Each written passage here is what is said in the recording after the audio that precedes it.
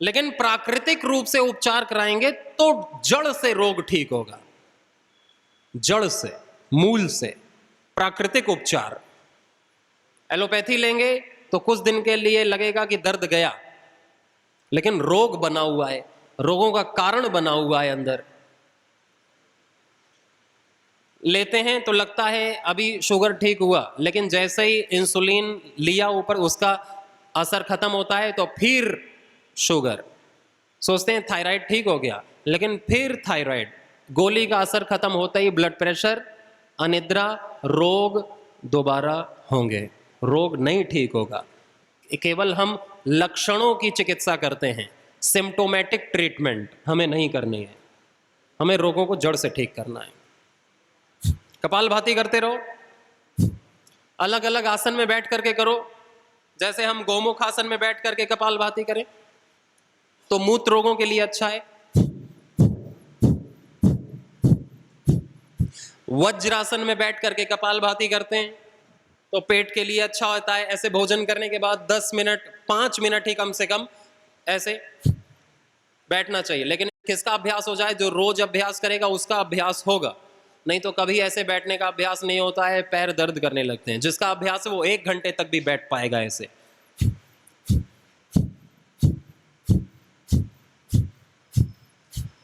ऐसे हम कपालभाति, मंडूक आसन, सारे ही आसनों में करते हैं कपालभाति। उत्कट आसन में बैठ करके, अपने पंजों के बल बैठ करके भी ऐसे हम कपालभाति कर सकते हैं, या हम ऐसे बैठ करके भी कपालभाति कर सकते हैं। तो पेट दबता है, जैसे हम ऐसे पवन मुक्तासन करते हैं ना, वैसे ही हमारे पैंक्रियाज के लिए, लीवर के लिए अलग अलग आसनों में कपालभाति किया जा सकता है। चाहे हम ऐसे करें, लेकिन कमर सीधी। इसे उत्कट आसन कहते हैं, इसे मल आसन कहते हैं, क्योंकि इसी में इंडियन टॉयलेट्स में तो ऐसे ही बैठते हैं, मल आसन में। इसे अंग्रेजी में फिर माला आसन कह देते हैं। माला नहीं है, ये मल आसन है। जैसे राम को रामा कर देते हैं, वैसे मल को माला कर देते हैं। फिर माला को कहते हैं गार्लैंड पोज, वो वाली माला नहीं, मल आसन है ये। ऐसे अपने पैर को नीचे रख के ऐसे करते हैं। ऐसे मल आसन में भी कपालभाति कर सकते हैं। शौच करते करते समय कपालभाति नहीं करते। और फिर ऐसे अपने पैर के पंजों के बल कपालभाति करना, जिसमें हम कौन सा आसन करते हैं,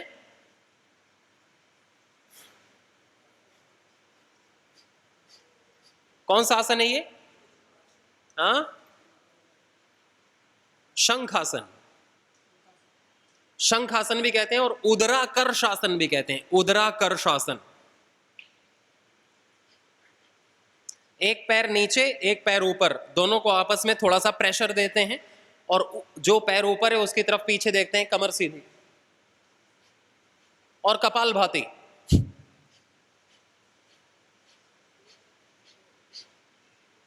फिर दूसरी तरफ से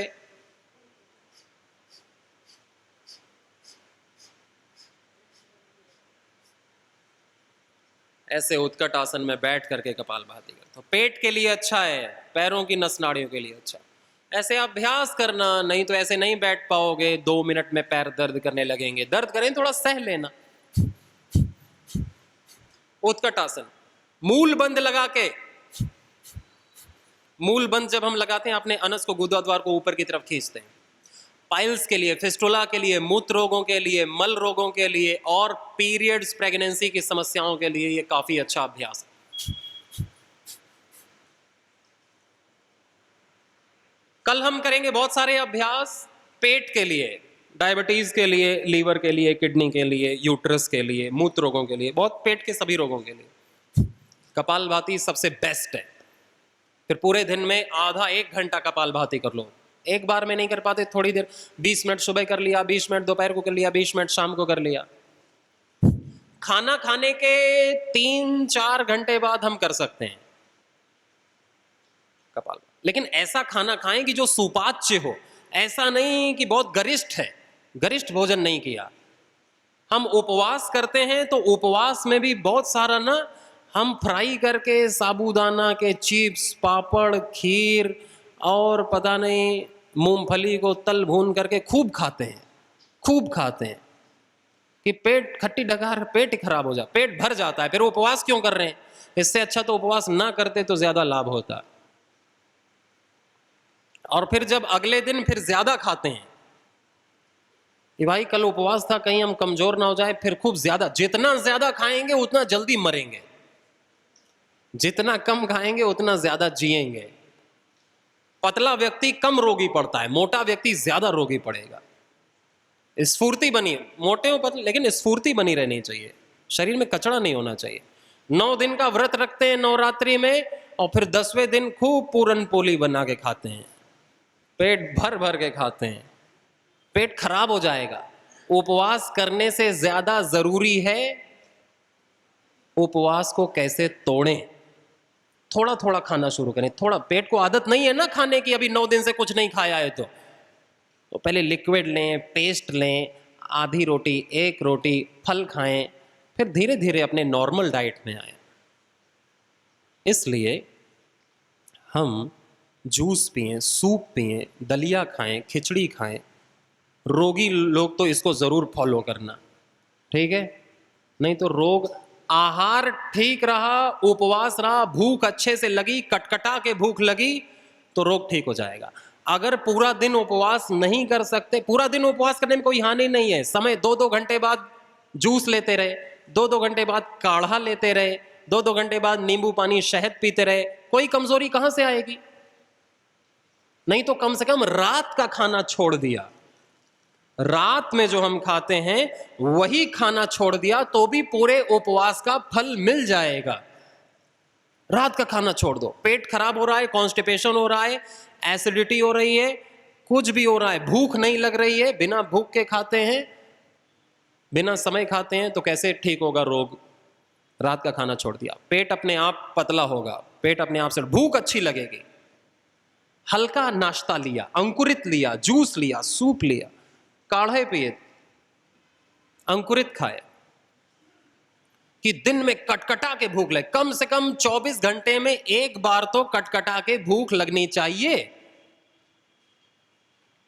हम बिना समय खाएंगे, बिना भूख के खाएंगे और उल्टा पुल्टा खाते रहेंगे तो रोगों का जाना असंभव है। हम कितना भी योग कर लें, कितना भी कुछ भी कर लें। इसलिए संयमित आहार करके जो योग करता है उसके 100% रोग दुख दूर होते हैं। अलग अलग आसनों में कपालभाति करना, मंडूकासन, शलभासन, गोमुखासन, वक्रासन, योग मुद्रासन, पवन मुक्तासन, पाद अंगुष्ठासन, स्पर्शासन हम कल करेंगे। योग की ट्रेनिंग सभी लेना, योग ग्राम कम से कम जीवन में 1 बार तो सब लोग आना। यहां से सैकड़ों लोगों को भेजते हैं हमारे प्रहलाद जी, सैकड़ों लोगों को भेज चुके हैं आज तक। कम से कम कितने हो गए होंगे आज तक? 500 हो गए होंगे, 200 लोग हुए हैं।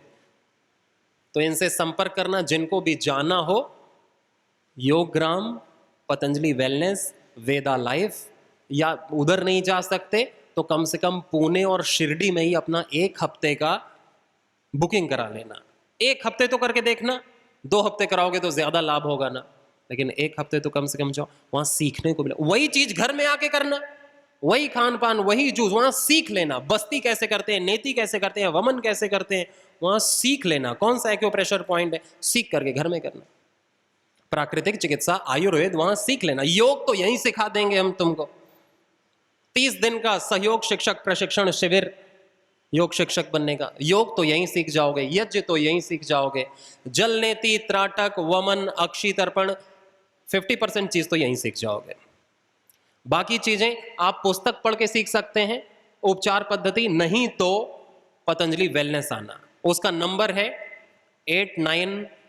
54, नंबर लिख लो, नहीं तो इंटरनेट में देख करके गलत जगह फ्रॉड में पैसे जमा करके अपने लाखों लोगों ने गलत, करोड़ों रुपए, लाखों रुपए गलत हो गए हैं, फ्रॉड में चले गए हैं। इसलिए सही नंबर है पतंजलि वेलनेस का 895489666611, 895489666611 पतंजलि वेलनेस। इसमें फ़ोन लगा के आप हरिद्वार में, पुणे में, शिरडी में, पूरे भारत में जहां भी पतंजलि के आईपीडी है वहां आप रजिस्ट्रेशन करा सकते हैं। योग ग्राम का नंबर है, इसी में लास्ट में 222 कर देंगे। योग ग्राम सारे इसी सीरीज में 111, 222, 333, 444, 333 है वेदा लाइफ का, 333 लास्ट में, 444 है पतंजलि योगपीठ हरिद्वार का, 8954666611। और पतंजलि यूनिवर्सिटी में किसी को अपने बच्चे को पढ़ाना हो, योग का कोर्स कराना हो, आयुर्वेद का डॉक्टर बना हो, प्राकृतिक चिकित्सा का डॉक्टर बनाना हो, BAMS BNYS योग में MSc BSc कराना हो, तो उसके लिए फोन नंबर है 8954555111, 666 की जगह 555, 8954555111, ये पतंजलि यूनिवर्सिटी का नंबर है। वहीं पढ़ना चाहिए, ऐसी चीज़ सीखें जो हमारे काम आए और दूसरों के भी काम आए।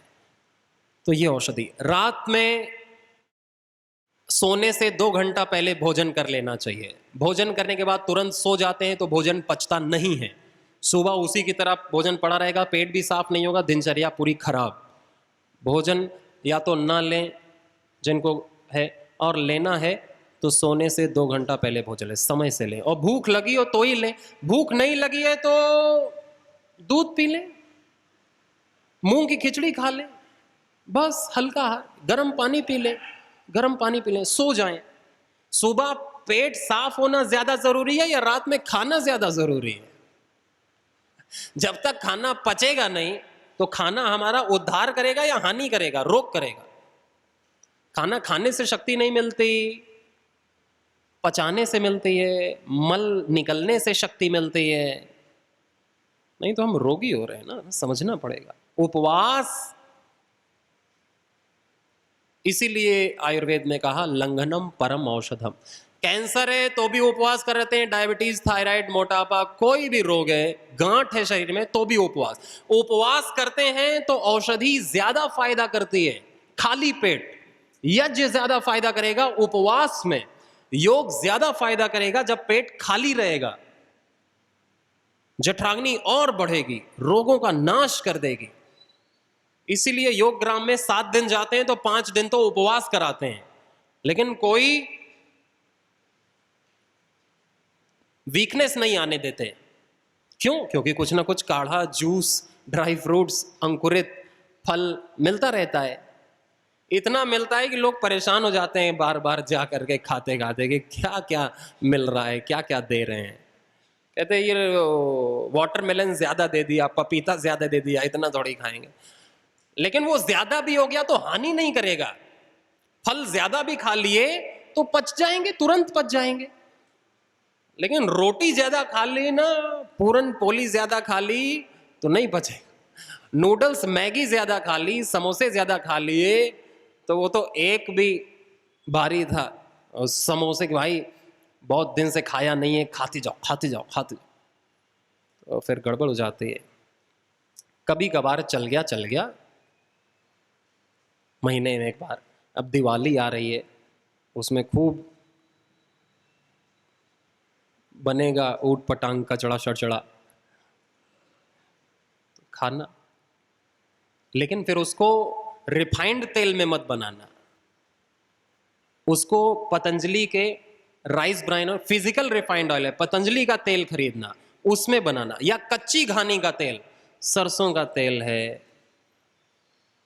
तिल का तेल है, नारियल का तेल है, उसमें बनाए तो वो हानि तो नहीं करेगा। मैदा हानि करता है, चीनी, नमक, रिफाइंड तेल, सेंधा नमक का प्रयोग करें, बूरा का, खांड का, मधुरम का, गुड़ का प्रयोग करें। वो भी जितना खाना उतना ही, ज्यादा तो फिर सब कुछ हानिकारक है। रिफाइंड तेल की जगह कच्ची घानी या अपना फिजिकल रिफाइंड ऑयल पतंजलि का आता है उसका प्रयोग करना। तो वो चीज़ें नुकसानदायक तो नहीं होंगे, महीने में एक बार चल जाएगा, लेकिन संतुलित खाना, थोड़ा सा खाना। ड्राई फ्रूट्स लेना, रात में भिगो करके सुबह बादाम, मुनक्का, अंजीर और डेट्स, खजूर, अखरोट, ये फायदेमंद होते हैं, चबा के खाना। नहीं तो पीस करके, पेस्ट बना करके दूध के साथ लेना, शक्तिवर्धक होते हैं। न्यूट्रिशन की कमी हो तो अपना पतंजलि का वेट गेन आता है, वे प्रोटीन आता है, daily active, daily energy, chyawanprash, diabetes के लिए भी डायबिटिक केयर च्यवनप्रभा, और कोलेजन प्राश है, और भी बहुत सारी औषधियां हैं न्यूट्रिशन के लिए। पतंजलि के उत्पाद का प्रयोग किया करें ध्यान से। तो हम जूस लेंगे, काढ़ा लेंगे, सूप लेंगे, जितना प्राकृतिक लेंगे, कच्चा लेंगे, उतना फायदा होगा। नेचुरल डाइट छोड़नी पड़ती है जब तक हम ठीक ना हो जाएं। फिर 50-60 साल के बाद तो वैसे ही डाइट बदल देनी चाहिए। अन्न के अलावा भी बहुत सारी चीजें खाने के लिए भगवान ने दी। और सीधे बैठे, गर्दन के लिए आपने सूक्ष्म व्यायाम किए,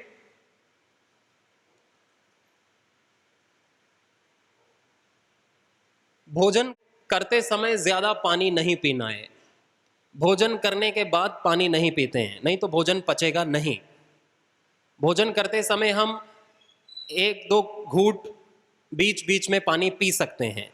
भोजन करने के आधा घंटा पहले पानी पी लें 1 गिलास, और भोजन करने के 1 घंटा बाद पानी पिए, कम से कम पौना घंटा बाद पानी पिए। 1 गिलास पिए, 2 गिलास पिए, चलेगा, लेकिन भोजन करते समय या करने के बाद 1-2 गिलास पानी पिया तो भोजन पचता नहीं है।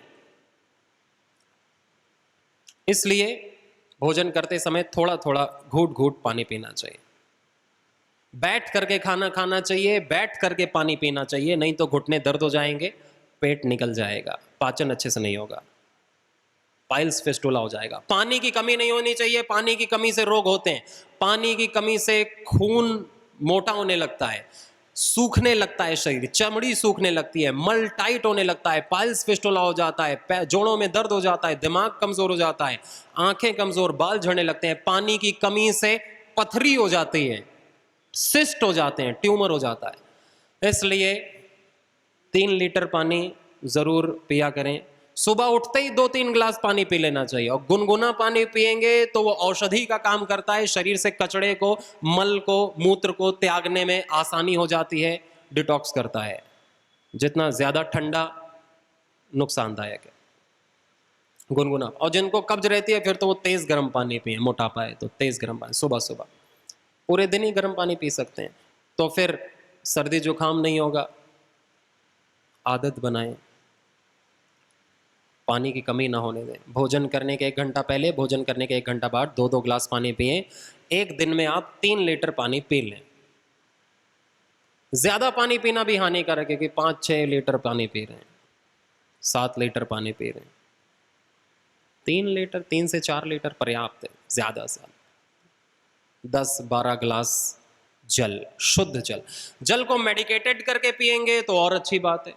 औषधीय मिश्रित जल पिएंगे, उसमें तुलसी डाल सकती है, अपना शिला तुलसी आता है, उसकी ड्रॉप हम टपका सकते हैं पानी की बोतल में। पानी को हम, जो कॉपर बोतल आती है उसमें रखते हैं तो और पानी एनर्जाइज हो जाता है, चार्ज हो जाता है, पेट के लिए अच्छा होता है। ताम्र पात्र में पानी पीना। लोहे के पात्र में पानी रखते हैं तो उसमें लौह कण, आयरन मिक्स हो जाता है। एल्युमिनियम का बर्तन महा हानिकारक है। एल्युमिनियम है, प्लास्टिक है, कागज है, थर्माकोल है, वो हानिकारक है। स्टील ठीक है, नहीं तो आयरन है, ताम्र है, सोना है, चांदी है, वो तो है नहीं किसी के पास, स्टील, मिट्टी के बर्तन अच्छे होते हैं, मिट्टी के बर्तन सबसे अच्छे होते हैं। मिट्टी के बर्तन में हम भोजन बनाते हैं ना, उसकी पौष्टिकता बरकरार रहती है 100%। मिट्टी के माइक्रो न्यूट्रिएंट्स उसमें मिल जाते हैं। मिट्टी के बर्तन में दूध पकाना, दही जमाना, पानी पीना घड़े का, वो बहुत शरीर के लिए अच्छा है। मिट्टी के बर्तन में हम गौमूत्र मिला देते हैं पानी में, तो पूरे पानी में मिनरल्स फुल हो जाते हैं, उसकी गंध भी नहीं आती, उसे हम ले सकते हैं। यज्ञ की भस्म हम पानी में मिला देते हैं तो पानी एल्कलाइन हो जाता है पूरी तरह, एसिडिटी के लिए, शरीर के शुद्धिकरण के लिए। हम यज्ञ की भस्म को चाल लें और फिर उसके भस्म को हम पानी में मिलाएं और उसे पिएं। शांति पाठ करते हैं दोनों हाथ जोड़कर। ओ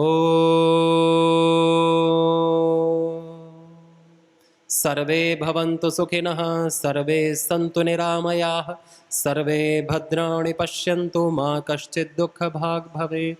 ओम शांति शांति शांतिः। सर्वेभ्यो नमः। श्री गुरुभ्यो नमः। श्री परमात्मने नमः।